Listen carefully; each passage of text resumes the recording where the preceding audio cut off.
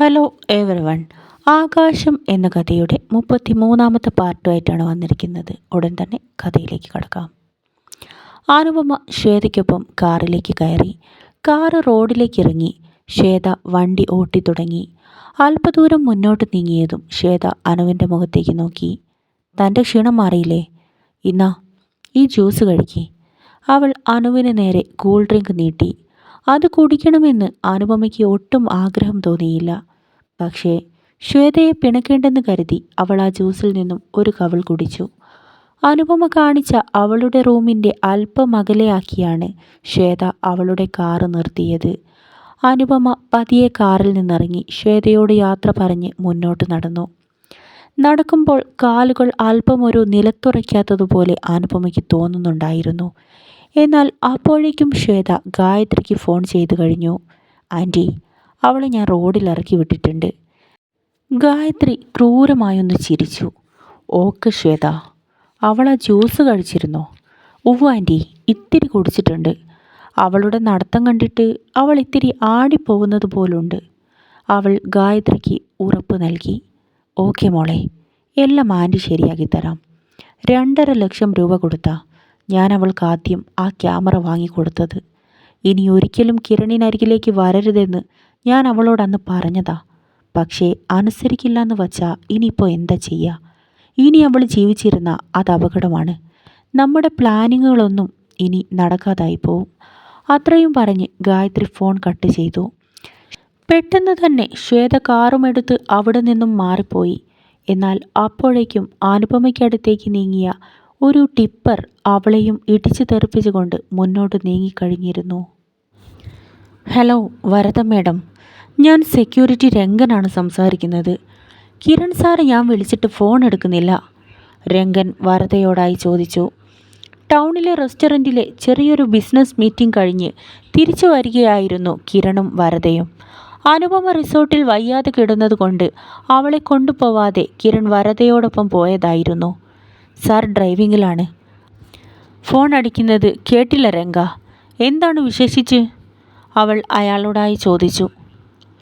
Madam, Anupama ഇവിടെ നിന്ന് കുറച്ച് നേരത്തെയാണ് അവളുടെ റൂമിലേക്ക് പോയത്.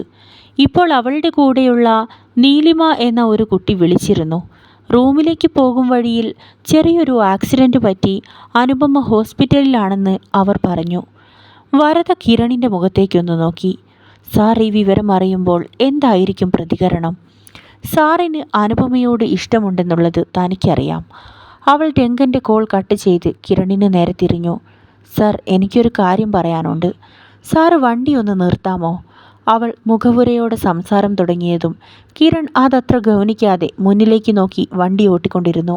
എന്താണ് വരദ? പറഞ്ഞോളൂ. വണ്ടി നിർത്തേണ്ട ആവശ്യമില്ല. വരദ കാറിൽ പതുക്കെ അവൻ അരികിലേക്ക് നീങ്ങിയിരുന്നു. സാർ, അനുപമയ്ക്ക് ചെറിയൊരു ആക്സിഡൻ്റ് ഉണ്ടായി. അവൾ ഹോസ്പിറ്റലിലാണ് ഇപ്പോഴുള്ളത്.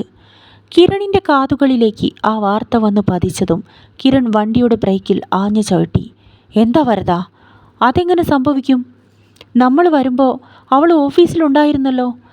അവൻ കേട്ടത് വിശ്വസിക്കാനാവാതെ അവളെ നോക്കി. ശരിയാണ് സാർ, കുറച്ച് മുമ്പ് അവൾ അവിടെ നിന്ന് അവളുടെ റൂമിലേക്ക് പോവാമെന്ന് പറഞ്ഞ് ഇറങ്ങിപ്പോയിന്നാ രംഗം പറഞ്ഞത്. അങ്ങനെ പോകുന്ന വഴിയാ അപകടം സംഭവിച്ചത്. കിരണിൻ്റെ ഹൃദയമിടിപ്പ് അനുനിമിഷം ഉയർന്നുകൊണ്ടിരുന്നു. അവൻ്റെ ജീവന് തന്നെ ഒരാപത്ത് വന്നതുപോലെ അവൻ നീറിപ്പൊളഞ്ഞു. ധൃതിയിൽ അവൻ വണ്ടി ഹോസ്പിറ്റലിലേക്ക് തിരിച്ചുവിട്ടു. ഹോസ്പിറ്റലിൻ്റെ ICUവിന് പുറത്തായി നീലിമയും രാഹുലും അക്ഷമരായി കാത്തിരുന്നു. ഒരു കരച്ചിലിൻ്റെ വക്കിൽ നീലിമ ചുവരിനോട് ചാരി അവിടെയുള്ള കസേരയിൽ ഇരിക്കുകയായിരുന്നു. പെട്ടെന്ന് അവിടേക്ക് 2 സ്ത്രീകൾ ഓടിക്കിതച്ചു വന്നു. മോളെ നീലിമ, എന്തുണ്ടായി? എൻ്റെ അനുമോക്ക് എന്തു പറ്റി? കനക ഓടിക്കിതച്ചുകൊണ്ട് അവിടേക്കെത്തി. ആലീസ് വീഴാൻ തുടങ്ങിയ കനകയെ കൈകളിൽ താങ്ങി കസേരയിലേക്കിരുത്തി. നീലിമയ്ക്ക് മറുപടിയൊന്നും ഉണ്ടായിരുന്നില്ല. അകത്തേക്ക് കയറിപ്പോയ ഡോക്ടർമാരും സിസ്റ്റർമാരും ഒന്നും പുറത്തേക്കിറങ്ങി വന്നിട്ടില്ല. അകത്തെന്താണ് സംഭവിക്കുന്നതെന്നും അനുപമയുടെ അവസ്ഥ എന്താണെന്നും ആർക്കും അറിയില്ല. പെട്ടെന്ന് തന്നെ ഡോർ തള്ളി തുറന്നുകൊണ്ട് ഡോക്ടർ പുറത്തേക്കിറങ്ങി വന്നു. പിന്നാലെ വന്ന നഴ്സിനോട് എന്തൊക്കെയോ നിർദ്ദേശങ്ങൾ നൽകി ഡോക്ടർ പുറത്തുള്ളവർക്ക് നേരെ തിരിഞ്ഞു. പേഷ്യൻറ്റിനെ കൂടെ ഉള്ളതാരാ? കനക എഴുന്നേറ്റ് ഡോക്ടറുടെ അടുത്തേക്ക് വന്നു. സർ, എൻ്റെ കുഞ്ഞിന് എന്തു പറ്റി?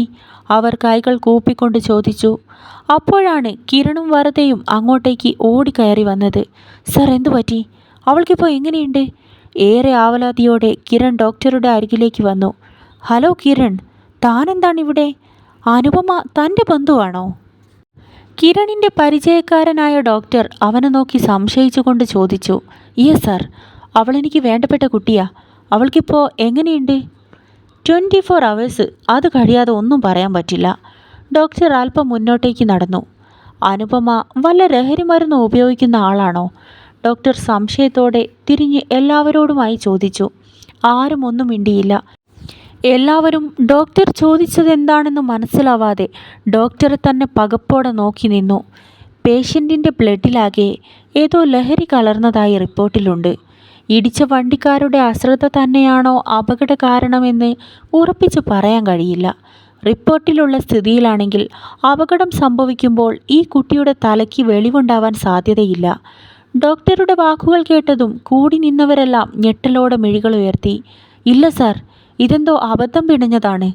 അനുപമ ഇതുവരെ ഒരു ബിയർ പോലും കഴിക്കാത്ത ആളാണ്. ഒരു പാർട്ടിയിൽ പോലും അവളൊരു ലഹരിയും ഉപയോഗിക്കാറില്ല. നീലിമ കരച്ചിലോടെ ഡോക്ടറോട് പറഞ്ഞു. ഡോക്ടർ കിരണിനൊപ്പം അവിടെ നിന്നും പുറത്തേക്ക് നടന്നുപോയി. ഡോക്ടറുടെ റൂമിലെത്തിയ കിരൺ കൈകൾ കൂട്ടിത്തിരുമ്മി അവിടെ മാകെ അസ്വസ്ഥനായി നടന്നുകൊണ്ടിരുന്നു. കിരൺ, താനൊന്ന് റിലാക്സ് ആവ്. എല്ലാം ശുഭമായി വരുമെന്ന് നമുക്ക് പ്രതീക്ഷിക്കാം. അവൻ ഡോക്ടറുടെ അടുത്തേക്ക് ചെന്നു. സർ, എൻ്റെ അവസ്ഥ എന്താണെന്ന് ഇപ്പോൾ എനിക്ക് തന്നെ മനസ്സിലാവുന്നില്ല. അവളെൻ്റെ വെറുമൊരു സ്റ്റാഫ് മാത്രമായിരുന്നു. പക്ഷേ ഈ ലോകത്തൊരു പക്ഷേ അവളില്ലാതെ ഞാൻ തനിച്ചായാലോ എന്ന ഒരു ഭയം എൻ്റെ മനസ്സിനെ വല്ലാതെ അലട്ടിക്കൊണ്ടിരിക്കുക. ശരിക്കും ഞാൻ അവളെ ഒരുപാട് സ്നേഹിക്കുന്നുണ്ട് സാർ. എന്ത് വില കൊടുത്തും എനിക്ക് അവളെ തിരികെ വേണം. സാർ എന്നെ സഹായിക്കണം. കിരൺ പ്രതീക്ഷയോടെ ഡോക്ടറുടെ കൈകളിൽ മുറുക്കെ പിടിച്ചു. ഇത്രകാലവും കിരൺ തുറന്നു പറയാതിരുന്ന അനുപമയോടുള്ള പ്രണയം അതിന്ന് അവൻ പോലും അറിയാതെ അവൻ ഡോക്ടറോട് തുറന്നു പറഞ്ഞിരിക്കുകയാണ്. ഈ പ്രണയം മനസ്സിലാക്കാൻ അനുപമ ഇനി ജീവിതത്തിലേക്ക് തിരികെ വരുമോ? കാത്തിരുന്നു കാണാം. ആകാശം കഥയുടെ ഈ ഭാഗം ഇവിടെ അവസാനിക്കുന്നു. അടുത്ത ഒരു മനോഹരമായ പാർട്ടുമായി ഞാൻ ഉടൻ തന്നെ വരുന്നതാണ്.